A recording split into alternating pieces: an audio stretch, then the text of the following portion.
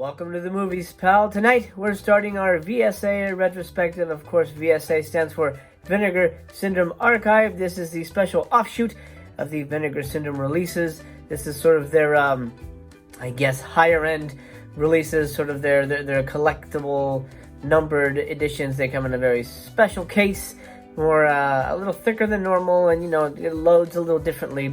But these are specific movies that Vinegar Syndrome has decided to single out, sort of shine a spotlight on for one reason or another. And it is now my job to watch every VSA title and give my honest opinion on the films. I'm not going to BS you about the VSA releases. See what I did there? I know, I'm actually shocked because I did that off the top of my head. Anyway, enough about me. Let's talk about Oh Savage Harbor. I don't think I can remember a movie with a least accurate title than Savage Harbor. Now, the movie stars, of course, the wonderful acting stylings of Frank Stallone and Christopher Mitchum, of course, the related members of the Stallone family, Sylvester's brother. And Chris Mitchum is, I believe, Robert Mitchum's son. I should have researched that, but I'm pretty sure that's his son. They're not going to be brothers, because he's quite a bit younger here in this 1987 movie, yeah. So, there you go. Robert Mitchum's son and Rambo's brother team up for probably the most vanilla, boring action movie ever made, with Savage in the title. Directed by Carl Monson, this film features Frank and Chris as Joe and Bill. Now, they are merchant seamen, which means that they are sperm on a mission. Just kidding. They're boat guys. They're fishermen, and they're doing their fishing thing. And they come into town every once in a while to drink and party and get laid. And you would imagine, from the cover, this is going to be a buddy cop movie or some kind of like buddy action movie where they team up to take out the bad guys, and that's kind of what it is. But for some reason, Joe and Bill are barely sharing any screen time together. They're in maybe 3 scenes, which shocked me. Chris's storyline, I don't remember if he's Joe or Bill, so I'm just going to call them by their real names. Chris Mitchum's storyline is that he's basically in a bar the whole time, and there's a stripper there, probably the saddest stripper in movie history.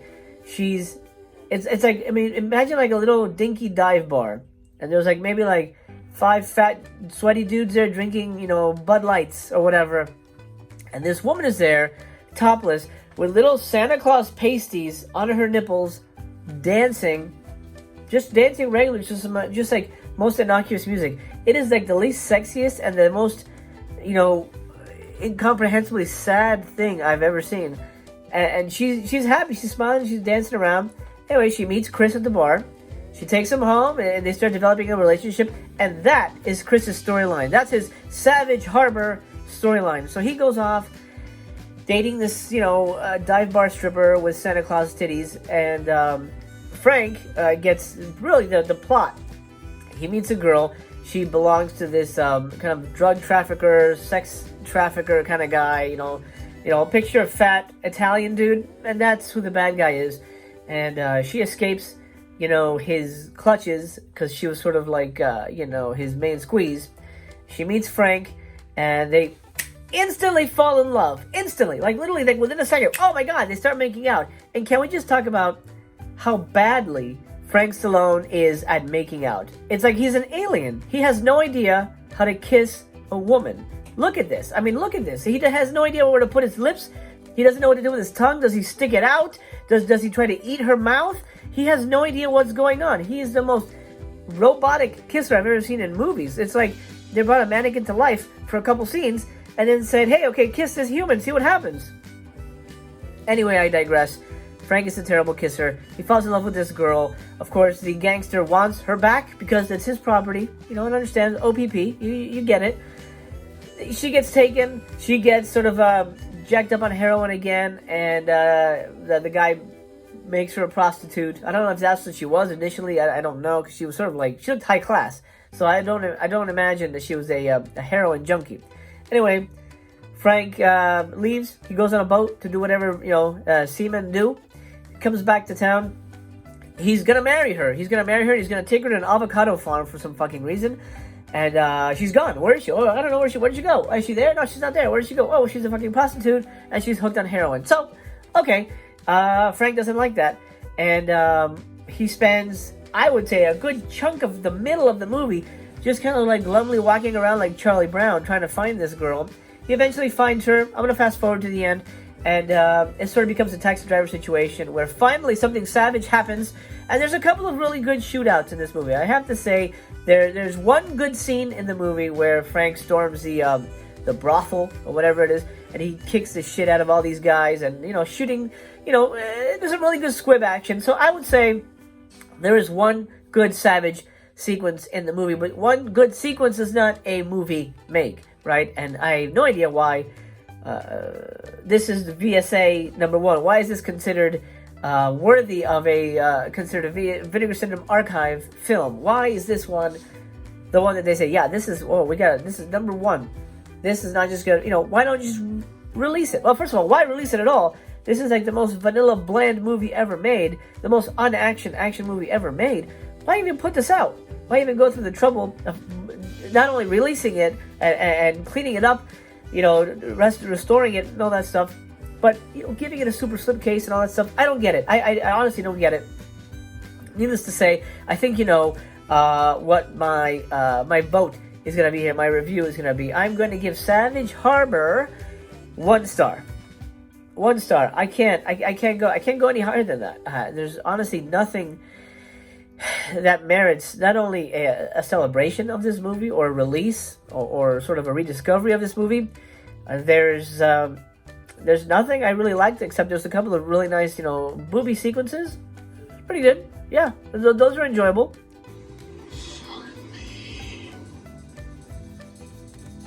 I guess 1 star for that.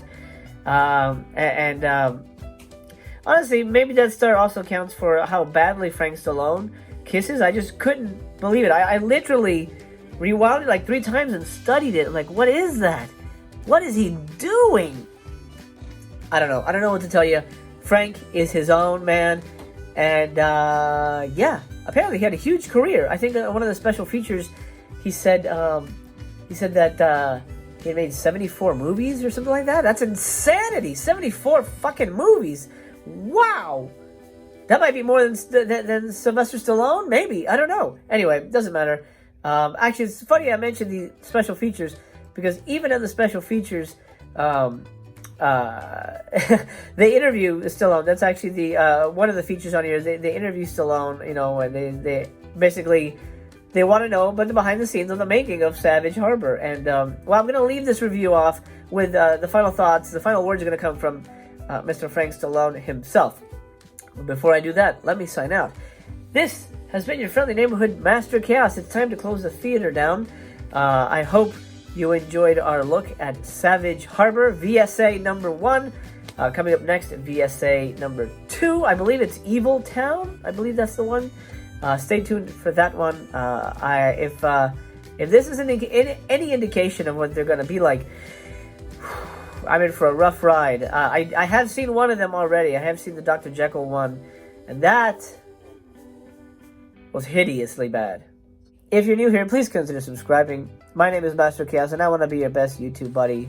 If you hit that subscribe button, we can do that, because I come at you daily. So if you want to see me again, please subscribe, because I want to see you again. That's why I'm not trying to be creepy. I want to see you.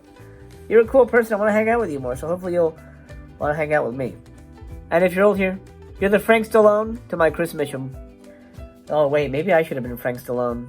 No, I know how to kiss, so forget it. Well, that'll do, pal. The curtain's about to close on the screen here. I hope you enjoyed this review. If you've seen Savage Harbor, please let me know. If you collect the VSAs, please let me know, and I hope you'll stick around, and we'll take a look at them together. Give me your opinion. Did you love Savage Harbor? Am I completely wrong? Is this a massive, epic drama movie that I just didn't get? That might be the case. Let me know, please. Let me know your opinions. I'm curious, and I really, really want to hear it. this is it's a partnership. We're working together here. If you loved it, amazing. I'm so happy for you. That's great. Because it was expensive, so I'm glad you enjoyed it. Luckily, I'm borrowing them from a friend, so I can not necessarily deduct it from my wallet and feel really bad that I own Savage Harbor. Anyway, my friend, until we meet again, the theater is closed. I wish you a very pleasant good day, good evening, or good night, wherever you are, and let's listen to Frank Stallone as he talks about his thoughts on Savage Harbor. It's so bad. Oh, God. Well, who wants to know about this stupid movie?